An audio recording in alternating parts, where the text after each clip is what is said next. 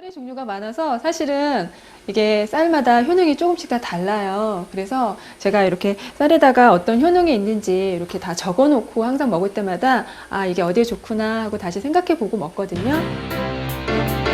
이처럼 다양한 종류의 쌀, 그 종류는 어떻게 나눌 수 있을까? 쌀은 일반적으로 크게 나누면 우리가 가정에서 밥을 지어 먹는 백미, 이거는 매벼라고 얘기하는데 넵쌀이라고 합니다. 그거하고 그다음에 떡을 만들어 먹는 찹쌀로 나눌 수 있고요. 특히 요즘에는 이제 쌀에 대해서 건강을 많이 찾고 있는 추세이기 때문에 백미보다는 현미로 먹는 것이 좋습니다. 또 특정 성분과 효능을 강화시킨 기능성 쌀에 대한 연구가 이어지고 있어서 골라 먹는 재미까지 더해졌다고 하니까 쌀의 무한 변신 정말 놀랍죠? 쌀을 다양하게 먹게 된 이유가 있으신가요? 사실은 전에는 저희가 뭐 한 가지 쌀에 작곡 몇 가지 그렇게만 섞어서 먹었어요. 그랬는데 한 몇 년 전에 저희 아버지께서 암에 걸리셨었는데 사실 아버지를 위해서 암에 좋은 음식이 무엇이 있을까 찾아보다가 대표적인 게 주식으로 먹을 수 있는 쌀에 좋은 영양 성분, 특히 항암 성분이라던가 뭐 그런 성분들이 많이 들어있다고 해서 가족의 건강을 위해서 이렇게 여러 종류의 쌀을 먹게 되었습니다. 식생활에 언제나 함께했던 쌀밥. 그 영양과 효능에 대해서는 미처 몰랐던 것이 사실인데 쌀에는 어떤 영양 성분이 있을까? 쌀에는 탄수화물, 단백질 등 각종 미네랄이 듬뿍 들어있는 곡물입니다. 특히 쌀 lun에는 풍부하게 들어있는 가바 성분이 주목받고 있습니다. 쌀룬의 가바 성분에 주목하라.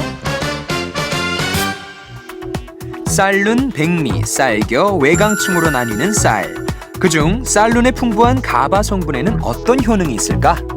쌀lun에 듬뿍 들어있는 가바는 우리 인체 내에서 혈액순환을 도와주고 혈액 속에 들어있는 중성지방 생성을 억제시켜주며 성인병 예방에 상당히 도움이 됩니다. 뿐만 아니라 쌀룬의 가바 성분에는 성장기와 노년에 도움이 되는 효능이 있다고 하는데 특히 어린 아이들한테는 성장 촉진과 학습 능력을 향상시켜주고 어르신들한테는 치매 예방을 해주는 효능이 높은 물질입니다.